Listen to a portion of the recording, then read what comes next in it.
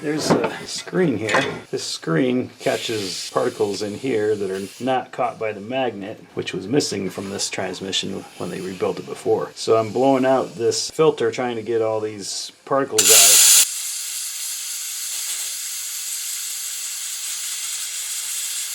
I used the air grinder, cut a slot in that race. Now hopefully it'll come out real easy. Yeah, it'll come out. Just pry up over here. Yeah. Now how do I pry up on this side at the same time? I'm obviously doing it wrong.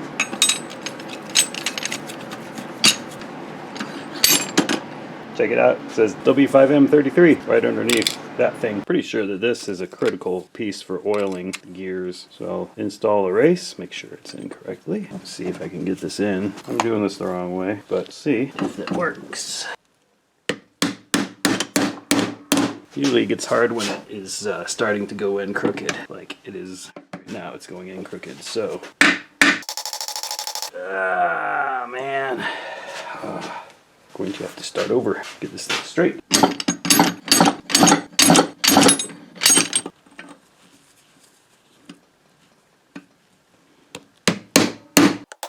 Are we still crooked? Yeah, we're crooked. Dang it. Why do we want to go in crooked? Nope, I have to lift it up again. Go in properly. I'm gonna have to come up on this side a little more. And a little more. And a little more. What can I use to make that go in straight? It just has to start straight. Maybe I'll just have to start tapping it in straight.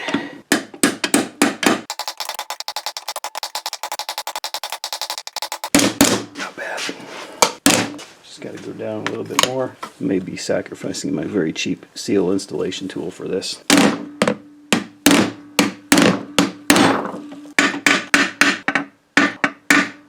Still okay. You have to say, if at first you don't succeed, fail again. Alright, see how this goes.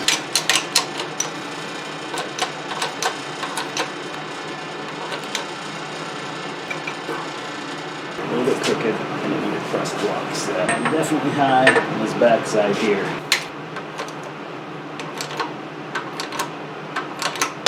There we go. Straighten it out.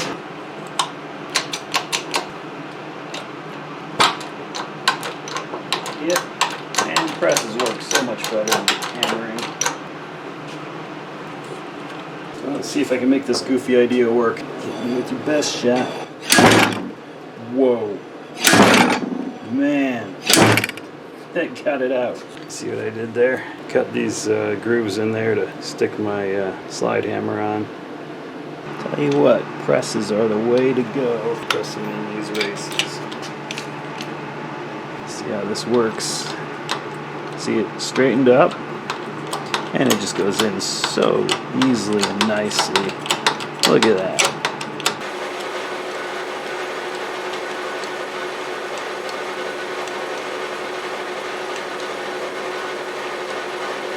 Need to pop the old seal out. It's out. Now to pop the new seal in, spring side towards the oil. More. Maybe a little bit more. It's in there pretty well. Looks flush. Should be okay. Yeah, the backside's totally flush. Okay, for this race, it's going to be a pretty easy one because there's a lip on the back side all the way around, and I've got some seal installer tools that'll fit right in there, and we'll just press it right out. And for removing races, we're not going to be using a hammer. Okay, this one should be really easy. Here we go. I don't even feel any resistance on that. Going straight out. And they all fall down to the ground. But there's the seal, or race. Or I could have just done this.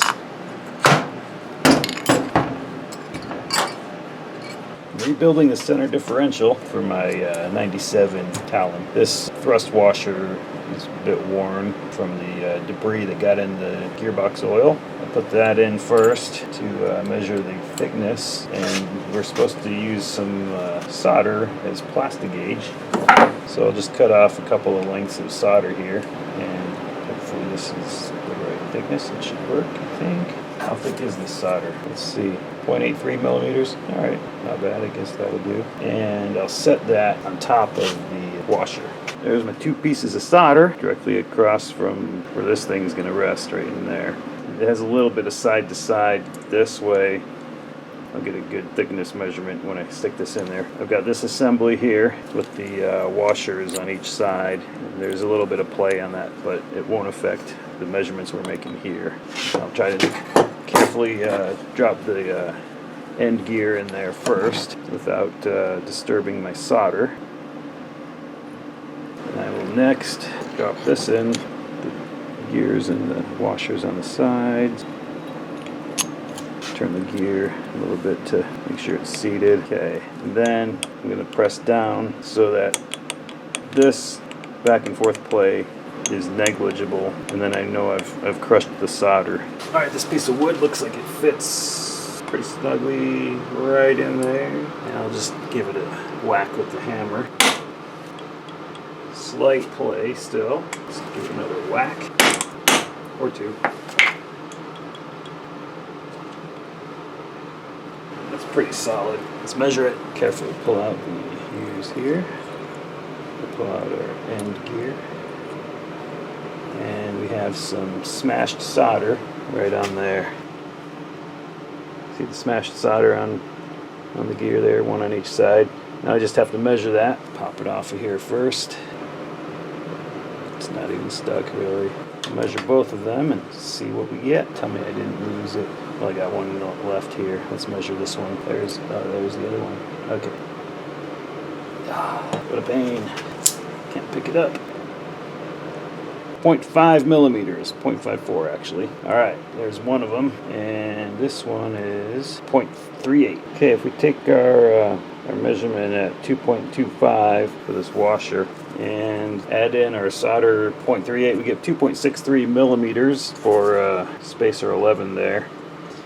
And we go to our specs here, and we have the center differential, case preload 0.08 to 0.13, I think, maybe. 2.63 minus 0.13 is 2.5 millimeters. So 2.5 approximately is our thickness we want. So that should be our spacer. So there's our part number MD741408 for this thickness. Hopefully that'll work. And I'll do the washer on the other side.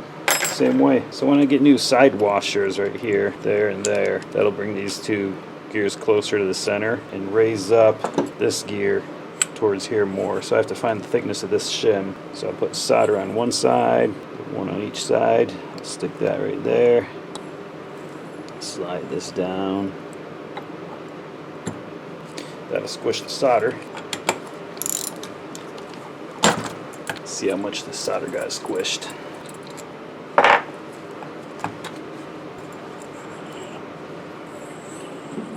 Okay, there's one, there's the other, 1.43, actually 1.38 maybe.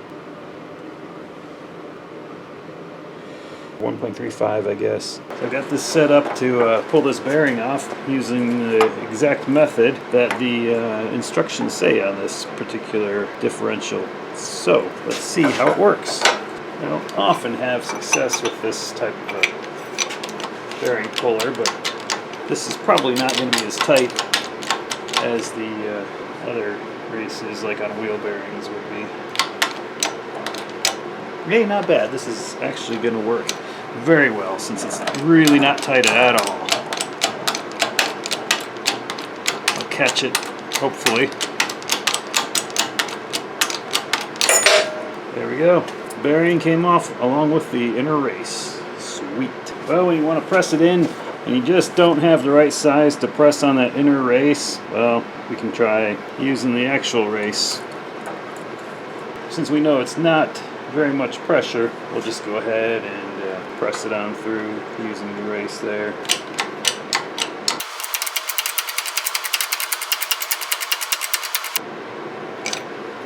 That's it, that hit bottom. That was so fun. Let's do the other half. Let's see. Alright, not too bad.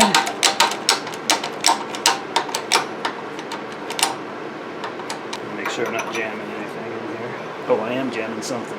This may not be too fun.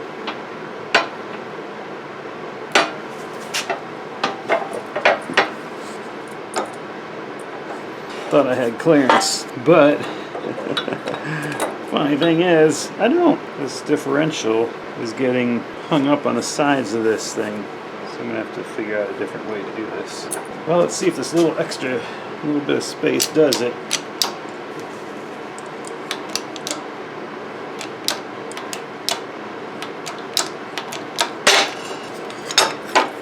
Yep, bearing's off. For this race, you might see that there's a slot right here, and there's one on the other side, and I can just barely fit my jaws of my puller under there. And this one's not super tight, but it's not as loose as the ones that are used to pull in and out for putting the shims in. So even though this is a little tighter than the loose ones, we can pull on both sides evenly and slide that race up a little bit. We'll keep on sliding this up. Always even pressure on both sides.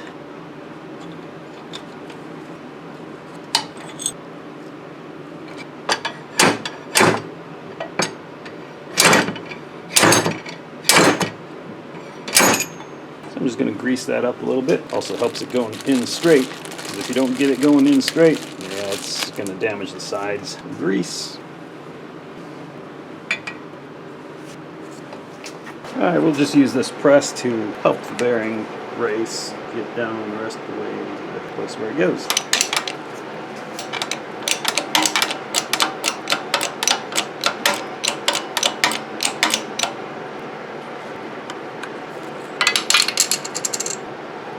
Now it's bottomed out. Got some grease on where the bearing goes. Now if I use this socket to press on the bearing, I'm not going to be able to push it any more than flush, but hopefully that'll be close enough for now. Set that there, and this 36mm socket is just smaller than the cage that holds these bearings, so hopefully this will work. Let's get this centered under the press.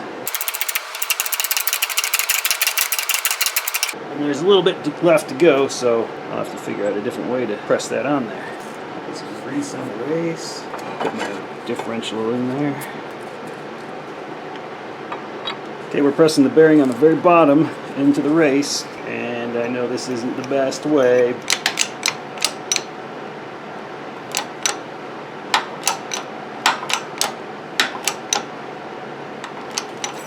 Felt like that bottomed out. Now it's time to measure shim thickness, and I got a phone call. The phone call was dinner. So I've got my differential. None of the guts are inside it, but that's all right because we're just needing the space from the top bearing to the bottom bearing. Slide this in place and let it spin on the bearing. Does that feel right? Why does it feel like it's hitting this gear? That doesn't seem right. Well, I found the reason why my differential hits the gear there. Me being sloppy. I put the wrong bearing on there. There's the old bearing versus the new bearing. I'm going to have to take the new bearing off and put my other new bearing on. This is my other new bearing, which matches the old one. Here it goes. Let's press this new bearing off. Brand new bearing. Wrong one. And there it goes. Gonna catch this differential as it goes through.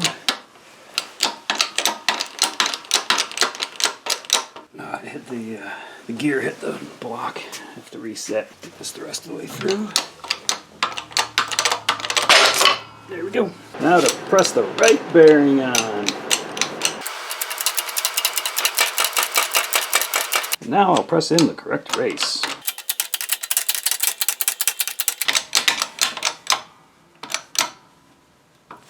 Yeah, that's already all the way down.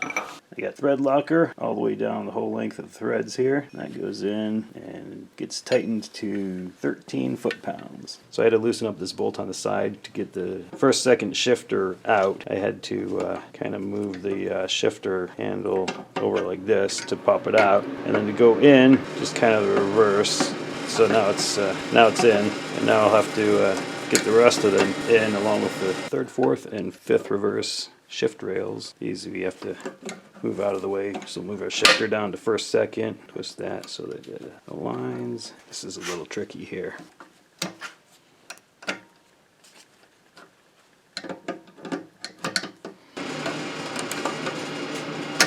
That's about there. There we go. I can tighten up this nut here on the side, I think. Get that thing straightened up. Shift rails are in, and the interlock plate bolt gets torqued to 17 foot-pounds.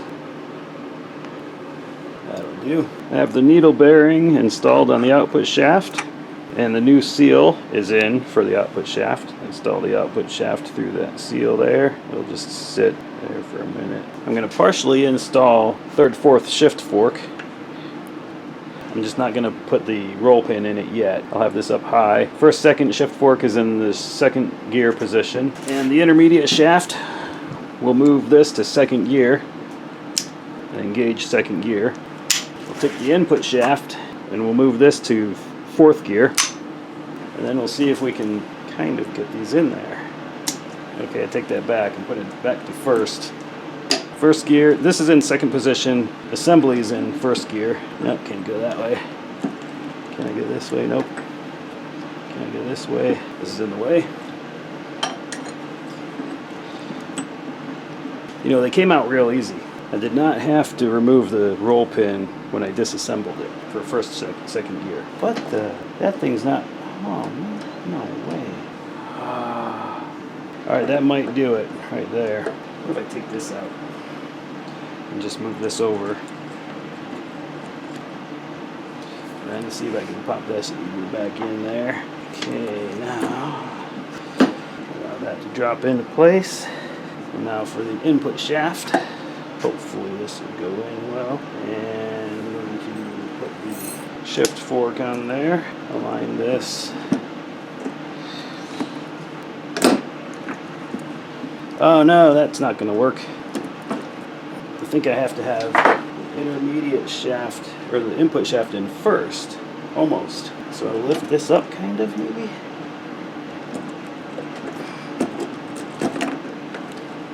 Alright, input shaft is sitting in there, intermediate shaft is sitting in there, and now somehow I'll have to get the shift fork on, or does this all have to go in at once? This is tricky. That won't just slide down there.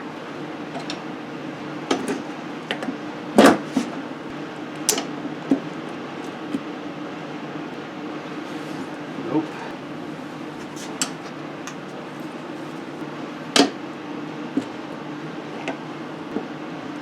Yeah, I can't do that in that order. It's almost like it all has to go in all at the exact same time.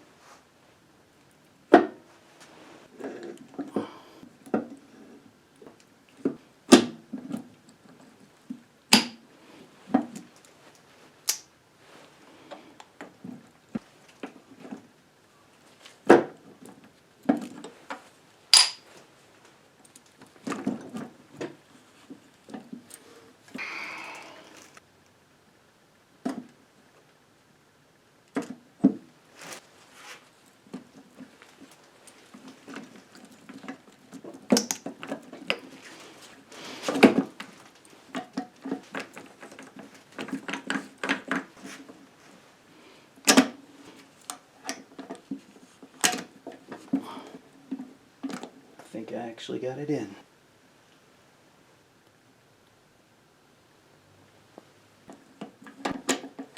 Alright, now I need to install the roll pin that holds 3rd to 4th gear in place.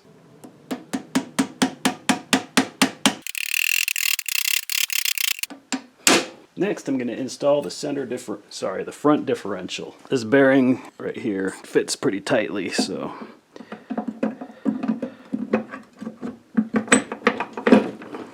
spacer goes right there.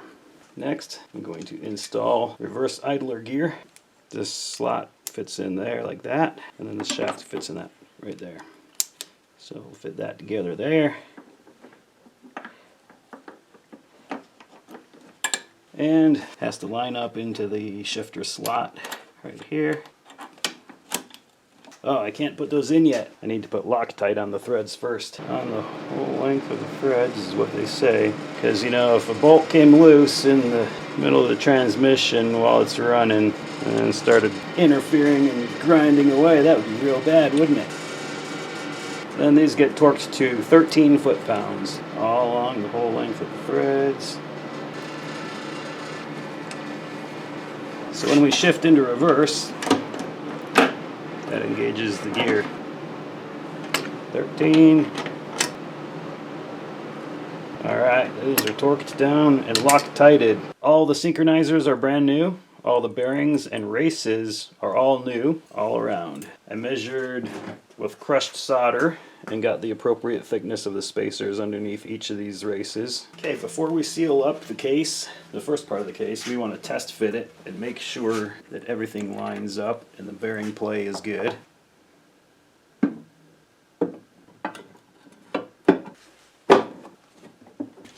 Center differential goes in.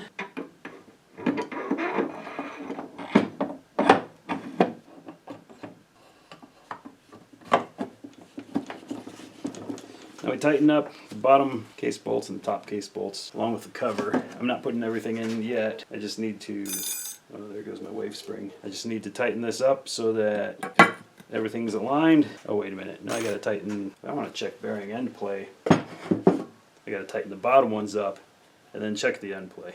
So I gotta check all these. I'll just put these in, get them tight, and then check the end play on the bearings.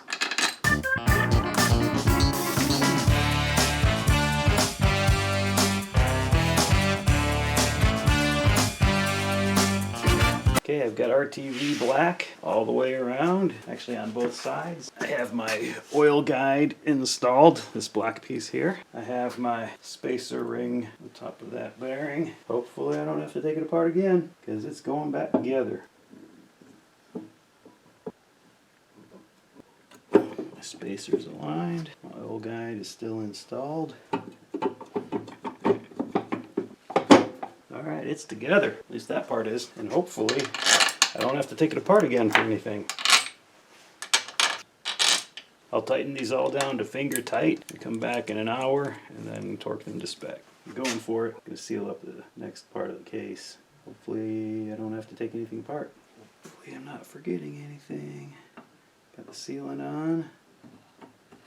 It's lining up. Okay, I'm just going to put the cover on for now so that all the rest of it, so that these other two layers here and here can get sealed up and torqued down correctly.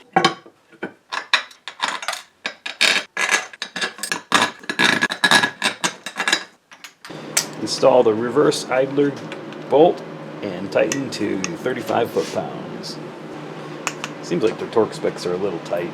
Next, I think I'll install the viscous coupling, and I need some grease to hold in these ball bearings that hold the output shaft in place. I also need a little bit of grease on the shaft. I need to lubricate this shaft so that the viscous coupling can slide on. Now hopefully that 1/4-inch ball bearing is the right size, because I lost the ones that came with it when I originally took it apart. It's not the right size over here. This one's too big. It's not going in. Oh, I'll have to pull it out now. So I'm going to use a toothbrush to get some grease evenly distributed across this. Put some on the inside here. I totally didn't record that. Thought I pushed the button, but I installed the inner race for the needle bearing. I just pounded it on with the socket and the hammer. Need a little bit of grease here for my needle bearings. Some grease over here. Some grease over here.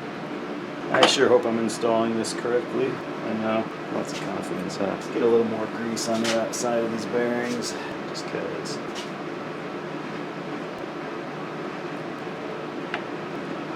There's fifth gear, and we'll install a brand new fifth gear synchronizer. Let's give it a little bit of oil just because. Next is going to be fifth gear's synchronizer sleeve. Actually got the term right this time, and the hub. So the hub and the sleeve. Now the oil passages go towards fifth gear. Oh yeah, a little bit of grease on the splines. Oh yeah, one more thing. These notches have to line up with the keys, so I'm going to take the synchronizer ring, put it on the synchronizer sleeve right in there, so it's all lined up. Line this up here. Is that all the way on? Am I missing something? I don't know if I'm missing anything or not. Just my marbles. Well, and the brand new reverse brake ring. It's not really a synchronizer because all it does is it lines up the. This is called a brake ring because it presses against the case. Where's my lid? Case. I've got my wave spring. I have to make sure I install that in the right direction. The ring fits on this cone right here, and the speed it synchronizes to is stop. So that makes the clutch disc stop, and so you can't shift into reverse if you're not stopped without it grinding. So there you go. Oh, you know what I'm missing? I figured out what I'm missing. I'm missing my shift fork. Pull this off. Make sure that that'll line up with that. Shift fork in. Give this a little bit of oil. Alright, that fell out. Now I need to rotate that a little bit or something. Let's rotate. Alright, first, second, third, fourth. Great. It fell out. That should be a line, but it's not. I sure don't want to have to take this apart again. That would be no fun.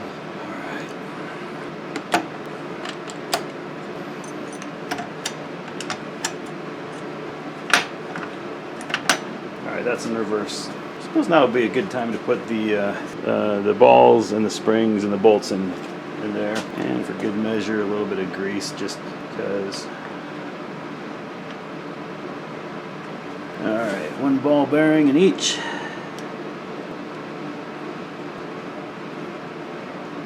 And a spring along with a bolt for each.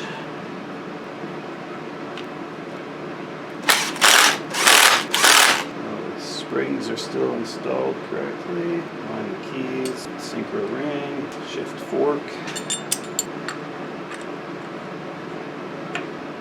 Okay, let's install the roll pin. That'll hold it into place. Let me just get it started right here. Alright, maybe that was a little too much started. Okay, now I just gotta line it up. Right about there. That is in. And now if I shift, goes into fifth. Sweet. Alright, put my reverse brake ring on. And alright, there we go. Cool. It engages reverse. I mean, there's nothing else to engage, but all this is a synchro ring to stop the rotation of the input shaft. Down in the side is where the reverse idler gear happens. Alright, now I need my wave spring right here. I have to figure out which direction it goes on there. What makes logical sense? Probably doesn't make sense to have the pointy things on there, does it? Or does it? I don't know. I think it doesn't go that way. I think the pointy things must go this way. So I've got my tabs facing down or towards the case here. Now it won't fall out, and hopefully it stays in place. So next thing I need to do is put the new bolts or the new nuts on there, torque those down to 100 foot-pounds-ish. I remember exactly what it was. Got my reverse light. That goes right here, I think. Yeah, I think that goes right here. My reverse light switch. Put on the brand new nuts. Well, I don't have the special tool to lock the input shaft, so I'm going to put my impact on setting number 2. See if this does it.